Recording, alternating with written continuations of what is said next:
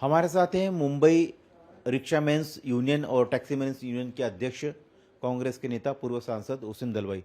दलवाई साहब, सरकार जो 1 मई से लागू करने जा रही कि रिक्शा वालों को मराठी आनी चाहिए, इसको लेकर राजनीति भी लगातार जारी है। आप इस यूनियन के अध्यक्ष हैं, कुछ लोग कह रहे कि हम आंदोलन करेंगे, क्या कहेंगे? ऐसा ये देखिए कि महाराष्ट्र में जो रहते हैं वो रिक्शा चलाने वाला या टैक्सी चलाने वाले को मराठी आनी चाहिए। इस हद तक बोलना गलत बात है। सबको यहाँ रहने वाले सबको मराठी आनी चाहिए, मराठी समझनी चाहिए।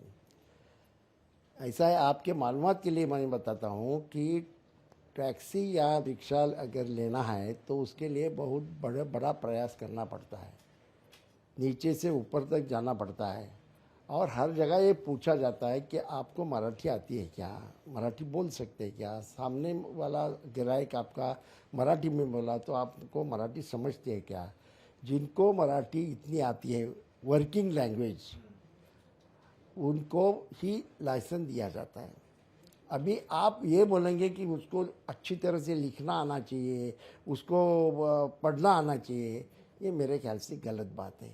ऐसा है कि मैं मंत्री महोदय को पूछूंगा कि कितने आपके मंत्रियों ने क्या मराठी लिटरेचर पढ़ा है, कौन सी बुक पढ़े हैं, कितने लोग मराठी अच्छी तरह से जानते हैं।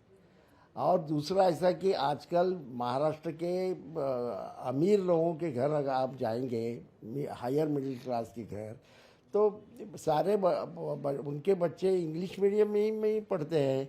घर में इंग्लिश ही भाषा चलती है, मराठी भाषा ही नहीं चलती। इतने बड़े पैमाने पे मराठी स्कूलें महाराष्ट्र में बंद हो रही हैं, उसके बारे में कोई नहीं बोलता। ये जो गरीब जो रिक्शा वाला है, जो हिंदी में बहुत पढ़ा है, वो ग्रेजुएट है, पोस्ट ग्रेजुएशन किया है और फिर रिक्शा चलाता है, ऐसी बात ही नहीं। बेचारा अनपढ़ ही है वो, लेकिन उसको रिक्शा चलाना है या टैक्सी चलाना है तो ग्राहक क्या बोलता है वो मराठी समझनी चाहिए। यहाँ तक ठीक है, अभी ये कानून होने के बाद भी अभी उनको लिखने और पढ़ने में आना चाहिए। इस तरह का ये करना उसके ऊपर, और फिर उसका लाइसेंस क्या लाइसेंस वेरीफाई करेंगे, लाइसेंस कट करेंगे, लाइसेंस निकाल देंगे। इस तरह की बातें करना, इसका मतलब आप गरीबों के खिलाफ हो। वो क्यों चलाता है रिक्शा? रिक्शा चलाना इतना आसान बात नहीं है, बहुत तकलीफ की बात है। तो ज़रा सहानुभूति से ये सवाल के ऊपर देखना चाहिए। हो चुका है तो अब जरूरत क्यों है? अभी क्यों ज़रूरत होगी? अभी ज़रूरत हो गई क्योंकि उनके खीसे काटने की ये बात है। उसमें मराठी का प्रेम कुछ नहीं है।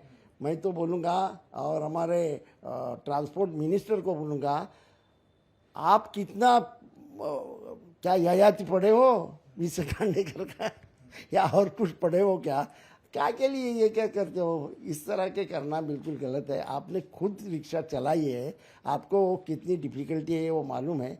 ऐसा गरीबों के पेट के ऊपर पाँव रखना बिल्कुल गलत बात है। लेकिन मैं मराठी के बाजू में ही हूँ। मेरा कहना ऐसा है, मराठी यहाँ जो लोग हैं उनको मराठी आनी चाहिए, यहाँ तक सब ठीक है। क्या रिक्शा यूनियन के लोग क्या है, हड़ताल करेंगे, आंदोलन करेंगे 4 मई से? अगर ये नहीं, सारे लोग मिलके करेंगे। सारे लोगों को हमने तय किया कि सारे लोगों की मीटिंग होनी चाहिए और सारे लोग इसके ऊपर ये करना चाहिए। एक बात मैं आपको बोलूँगा, बम्बई में आज चलिए ना, वो रिक्शा की वजह से चलिए। आप बसेस कहाँ हैं? बसेस तो बंद हो गई। पहले मैं बस स्टॉप पे जाता था, 4-5 बसेस जी खड़ी रहती थी, आज बस ही नहीं है। लोगों को जाने आने का रास्ता है कहाँ? आपका ये जो रेलवे है, लोकल ट्रेन्स है, वो इतने सालों में उसका मॉडर्नाइजेशन, उसका एक्सपेंशन कुछ हुआ नहीं, उसके बारे में कोई बोलता नहीं। ठाकरे कह रहे हैं, राज ठाकरे के बेटे, की जिनको आंदोलन करना है वो आंदोलन करे, हड़ताल करे, लेकिन हमारे मराठी रिक्शा वाले जो है ओवर टाइम करके रिक्शा चलाएंगे। अगर उनको रिक्शा चलाते समय किसी ने पत्थर फेंका, उन्हें तकलीफ दी, उनके ऊपर हमला हुआ तो हम उनको भी मारेंगे।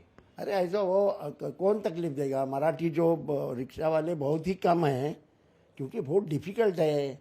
मराठी लोग बहुत कम है उसमें, कंस्ट्रक्शन में रिक्शा में मराठी लोग कम हैं, लेकिन हैं जो, उनको तकलीफ देने का सवाल ही नहीं। अच्छी बात है ना, उनको कौन तकलीफ दे रहा है?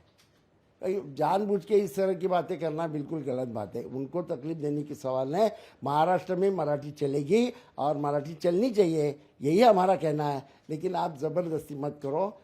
हम भी यूनियन की तरफ से उनको सिखाना है तो सिखाएंगे, और कोई संस्थाएं आगे आई हैं कि हम सिखाएंगे, अच्छी बात है। फिर आप हड़ताल और आंदोलन की चेतावनी क्यों दे रहे हैं? इसलिए दे रहे हैं कि अगर सरकार ये इसके ऊपर आएगी कि कौन सी भी हालत में ये करेंगे और उनके लाइसेंसेस कट करेंगे, तो ये होने हम देंगे नहीं। ये सरकार तो कह रही है ना कि हम तो आपको कामकाजी वर्किंग भाषा आएगी तो भी चलेगा, तो फिर आंदोलन की फिर बात कहाँ आती है? ना आंदोलन हम कहाँ करते हैं? अगर उन्होंने ये ज़बरदस्ती की कि उनको लिखने आना चाहिए, पढ़ना आना चाहिए, तो हमारा कहना है ये बिल्कुल गलत है। वर्किंग वो समझता है क्या? मैं बोलता हूँ मराठी में बोलूँगा तो उसको समझता है क्या? वो उसका जवाब मराठी में देता है क्या?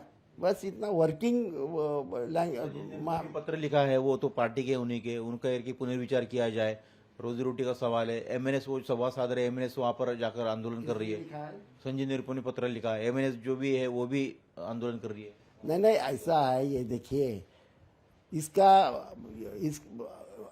अभी विचार करने का सवाल ही नहीं। आज जो आज है ना कानून, वही रहना चाहिए। उसमें ये ज़बरदस्ती मत करिए और उसमें कुछ एडिशंस मत कीजिए कि उसको लिखने और पढ़ने आना चाहिए। यही हमारा कहना है। शायद निरुपम जी को ये मालूम नहीं होगा कि लाइसेंस देते वक्त ये सारा पूछा जाता है, मराठी आती है कि नहीं, वो पूछा जाता है, उसके बाद ही लाइसेंस मिलता है। और जिनको लाइसेंस है उनके लाइसेंस कट मत करो। अभी उद्धव ठाकरे की शिवसेना करे कि भाई रिक्शा वालों को ही टारगेट क्यों किया है? कॉर्पोरेट सेक्टर है, फिल्म इंडस्ट्री है, बाकी अन्य सेक्टर है, वहां पर भी तो लोग बोलते हैं हिंदी। सही बात है। आपके अदानी अंबानी कौन सी भाषा बोलते हैं वो ज़रा देखिए, कौन सी भाषा बोलते हैं? वो कहाँ मराठी बोलते हैं? ये ऐसा इस तरह का आप गरीबों के बारे में मराठी करते हो। अमीर लोग कहाँ मराठी बोलते हैं? अरे कई इसके दुकानों के बोर्ड मराठी में नहीं लिखते हैं, नहीं लिखेंगे बोलते हैं। आजकल कितनी दादागिरी गुजराती लोगों की चले है, उसके बारे में क्या बोलते हो आप? ऐसा मेरे ख्याल से इस तरह से समाज में गड़बड़ी करना बिल्कुल गलत बात है। और सरकार हमेशा गरीबों के खिलाफ क्यों रहती है? ये रिक्शा वाला कहाँ रहता है? वो क्या टावर में रहता है? वो बेचारा झोपड़पट्टी में रहता है, कैसे भी ये करता है, अपने बच्चों को पढ़ाता है, सिखाता है। उसको हालांकि उसकी तरफ बड़ी सहानुभूति से हम लोगों ने देखना चाहिए, सिंपैथी रखनी चाहिए, बल्कि उसका कारोबार छीन लेना, इसका मतलब उसको भूखा मारना है। दूसरा एक मुद्दा है कि कॉरपोरेट जात का मामला लगातार सामने आ रहा है। नासिक में हुआ, नागपुर में हुआ, पुणे में मामले सामने आए, मुंबई में अगईपाड़ा में मामला सामने आया। एक अशरफ नाम के आरोपी को पुलिस ने गिरफ्तार किया है, और भी कई सारे आरोप जो है उस पर लगे कई सारे। उसको लेकर क्या कहेंगे? ऐसा है, ये देखिए, धर्म के नाम से ये सारी बातें होना बिल्कुल गलत बात है। मैं ये मानता नहीं। ये देश सेक्युलर है, ये गांधी का देश है, ये महात्मा फुले का देश है, ये डॉक्टर बाबा साहब आम्बेडकर का देश है। ये कोई सावरकर बिवर का देश है ऐसा मैं बिल्कुल मानता नहीं। इसलिए हिंदू मुसलमान हर दफ़ा करना बिल्कुल गलत है। नासिक के बारे में सारी बातें, वास्तव जो बाहर आया है वो अलग है। वो जो जिस लड़के के खिलाफ बोलते थे कि वो ये है क्या, वो बढ़िया ऑफिसर है, ये गलत बात है। छोटे वो टेलीफोन पे ये मैसेजेस भेजने वाली लड़की है, वो उसके खिलाफ आप कुछ भी बोलते हो। वो फिर कहाँ गई मालूम नहीं, वो छुपी हुई है, वो मैटरनिटी लीव के ऊपर है। ये दरअसल क्या है, जहाँ होता होगा वहाँ करिए, लेकिन जानबूझ के मुसलमानों को तकलीफ मत दो। मैं औरतों को खिलाफ अगर किसने कुछ किया तो मैं उसकी बाजू बिल्कुल लेता नहीं, लेकिन औरतों को खिलाफ करने वाले खाली मुसलमान है क्या, हिंदू नहीं है? हमारा नजरिया औरतों की तरफ देखने का पहले बदलना चाहिए, उसके लिए प्रयास करनी चाहिए। अरे आरएसएस की शाखाओं में क्यों नहीं लड़की जाती? वहाँ खाली लड़के क्यों? आरएसएस की इतनी बड़ी संगठन है, उसमें एक भी औरत का को पोस्ट नहीं। महिला विंग भी है उसमें, दुर्गा वाहिनी। महिला विंग होना अलग, महिला विंग यानी मर्दों से अलग, महिला विंग अलग।